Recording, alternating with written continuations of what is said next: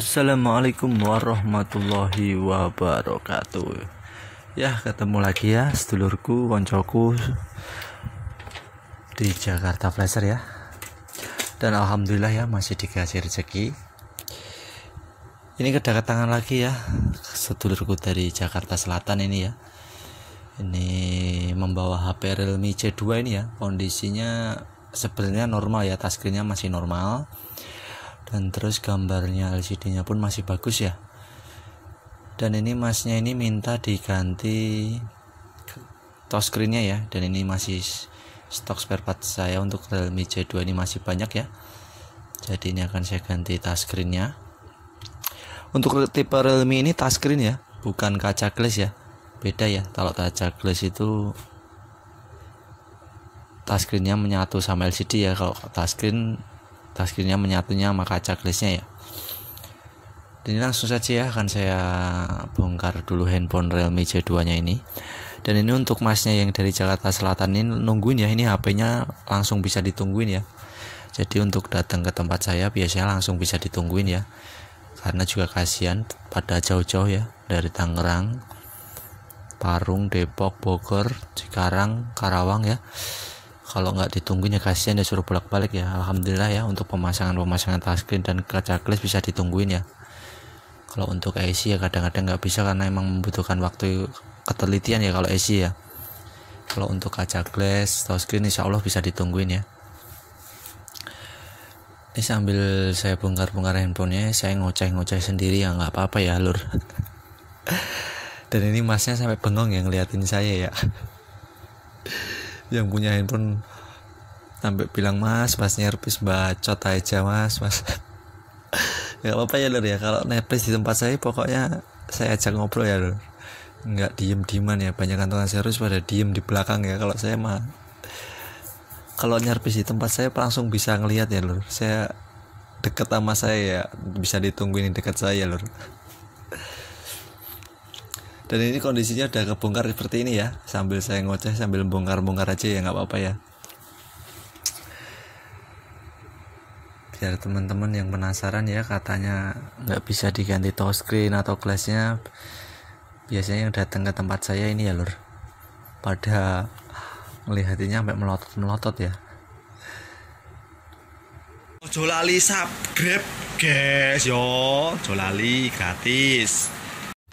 Saking penasarannya kalau ngeliatin jalannya harus pada melotot ya. Kadang ada yang bilang kok bisa sih mas. Dan alhamdulillah ya bisanya, bukan prosesnya cepat. Prosesnya saya bisa seperti ini ya lumayan panjang ya. Dan alhamdulillah ya masih dikasih rezeki sama Allah ya, saya bisa melakukan hal-hal seperti ini ya. Ini kalau karena nggak seizin Allah Subhanahu wa Ta'ala yang saya nggak bisa ya. Dan untuk tutorial-tutorial yang saya berikan semoga ya bermanfaat ya. Saya cuma pengen bermanfaat aja ya buat yang menontonnya. Dan semoga yang mau mencoba itu bisa ini ya, bisa bisa mempraktekkan ya. Kalau pengen mempraktekkan, tapi kalau takut jangan ya, karena ini agak riskan ya. Ya ini sekarang proses pelepasan LCD ya lur, langsung aja ya lur. Ini tadi barusan saya panaskan di atas separator, habis saya panaskan baru saya memakai apa sih namanya ini, lupa lur.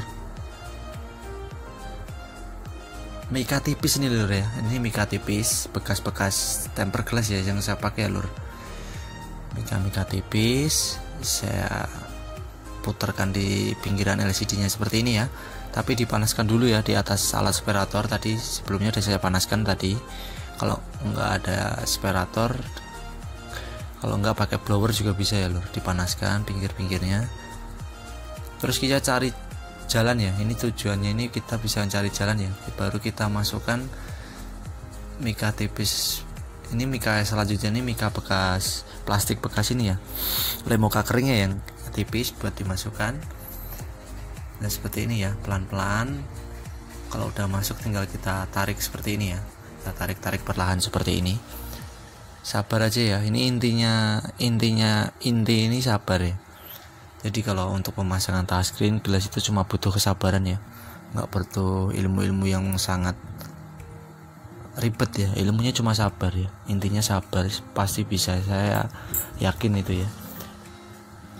Setelah saya menemukan ilmu sabar, alhamdulillah ya, sampai sekarang ya alhamdulillah ya, banyak kedatangan dulur-dulurku dari mana aja ya, alhamdulillah ya. Dan ketika tinggal bagian bawah, tinggal kita buka LCD-nya ya, seperti ini tadi, dan kita tes ya. Setelah kita pisahkan LCD dari frame-nya, apakah masih menyala ya gambarnya ya. Kalau tidak menyala ya jong ya, rugi. Ini coba dites dulu ya lur, apakah LCD-nya setelah saya pisahkan dari frame-nya ini menyala ya. Mantul. Sih ada tulisannya Realme ya lur. Mantap ya, kalau ada masih tulisan Realme ini deg-degannya udah hilang sedikit ya. Tinggal kita pisahkan touchscreen dengan LCD-nya ya, menggunakan alat separator ya ntar ya. Dan ini masih nyala normal ya gambarnya ya. Dan untuk touchscreen-nya sebenarnya masih lancar karena emang kacanya udah pecah parah, jadi masnya ini minta diganti touchscreen-nya aja sekalian ya. Karena kalau diganti LCD juga sayang ya. Kalian subscribe gratis, cepetan, dipencet tombol merah, jangan lupa, cepetan. Ini akan kita pisahkan LCD-nya lur dari touchscreen-nya. Tapi sebelumnya kita lepas dulu ya. Kita lepas dulu solderan di fleksibel LCD-nya ini. Ini touchscreen-nya ini modelnya solder ya. Kita lepas dulu solder di LCD-nya ini. Kita lepas dulu menggunakan solder ya, kita tambahin sedikit timah, terus kita solderkan ya biar fleksibel touchscreen-nya ini lepas, karena ini modelnya dikit di solder, bukan pakai konektor yang seperti biasanya itu. Dan ini saya biasa ya, masih pakai kawat ukuran 0,05 mm dan suhu separator saya itu 80 ya, di angka 80 di suhu separator saya. Dan untuk teman-teman yang sering tanya ke saya, Mas alat separatornya namanya apa, saya pakai separatornya mereknya Kuah, KAWH Kuah, tipenya 528 ya. Dan untuk proses pemisahannya usahakan ya, kalau untuk LCD tipe-tipe poni yang ada poni kameranya, jangan dari pemisahannya jangan dari arah poninya ya, kita ambil arah dari fleksibel bawahnya ya, yang lurusan ya. Kalau dari poninya biasanya kalau salah kita masukin kawatnya, kaca filmnya atau polarizernya kadang-kadang keangkat ya. Dan ini udah terlepas dari touchscreen-nya, LCD-nya, dan sekarang tinggal kita bersihkan ya. Kita bersihkannya cukup mudah ya, dengan menggunakan jari-jari kita geser-geser seperti ini sampai lem OK-nya ini sisanya hilang semua ya. Ya tinggal, mumpung masih panas lebih cepat ya, lebih cepat lebih bagus ya ngilangin lem OK-nya ya. Kalau dingin agak susah, kalau udah kering udah dingin udah susah ya. Kalau masih hangat ini cepet.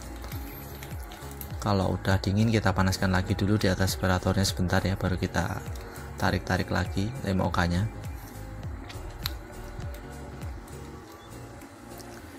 Dan ini tinggal sedikit lagi bagian bawah ya, masih kita tarik-tarik.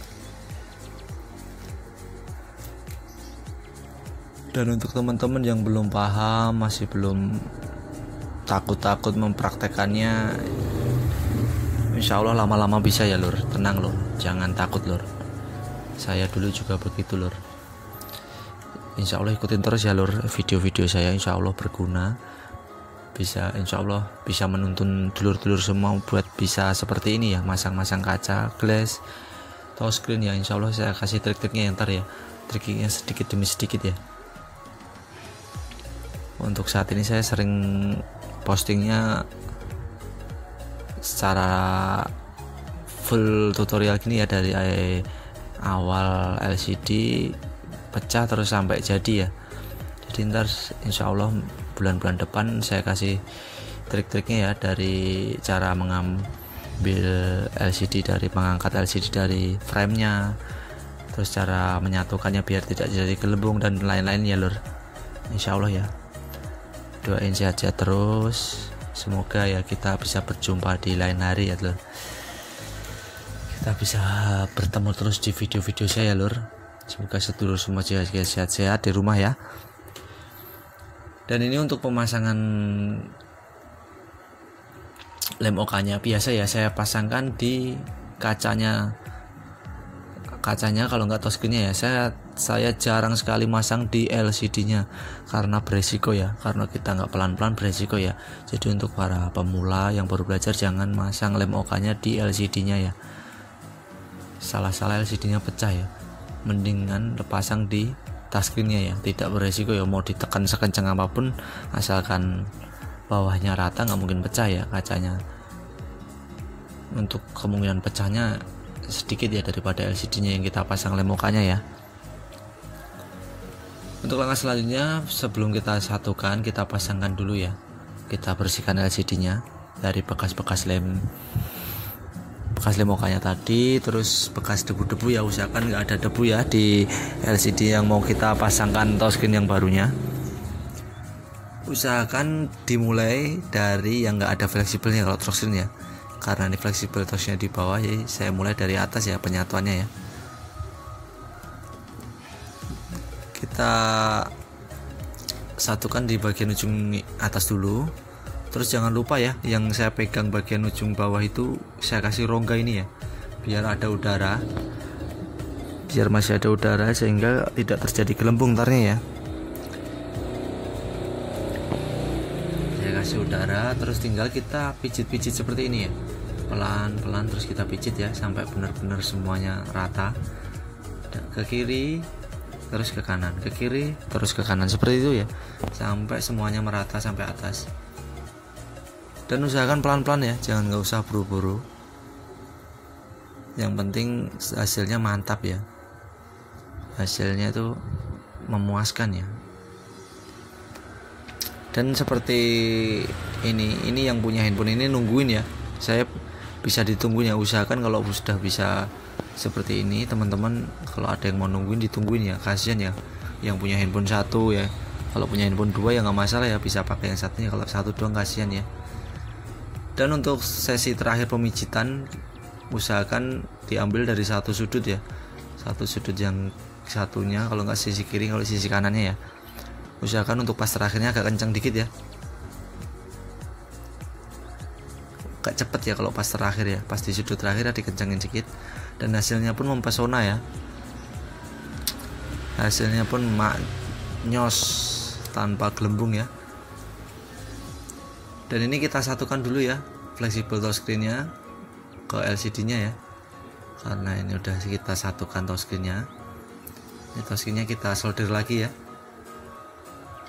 yang simbolnya kita solder lagi ke fleksibel LCD-nya. Kita solder, kita rapikan ya.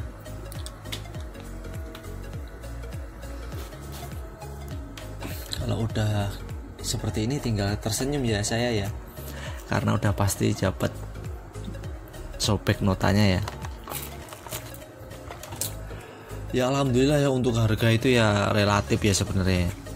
Satu, kalau ganti kaca seperti ini LCD originalnya masih dipakai ya. Kalau jasa ya tergantung masing-masing lah ya, karena ini kita itu keahlian ya yang dibayar ya, bukan masalah spare partnya harganya murah apa gimana ya. Dan jangan lupa ya, fleksibel yang kita solder tadi kita tutupin pakai lakban atau pakai timah, pakai isolatif ya, nggak apa-apa masa, yang penting kita tutupin ya biar tidak terjadi short di jalur touchscreen-nya tadi. Dan untuk setelah kita step by step dari awal, kita tes lagi ya. Ini udah saya satukan, terus kita tes ya. Wah, dan alhamdulillah ya, mantap, keluar lagi tulisan Realme ya. Dan habis ini baru akan saya rapikan ulang, dan ini udah tinggal kita tes yang terakhir ya, apakah touchscreen-nya berjalan dengan normal setelah kita ganti dengan touchscreen yang baru.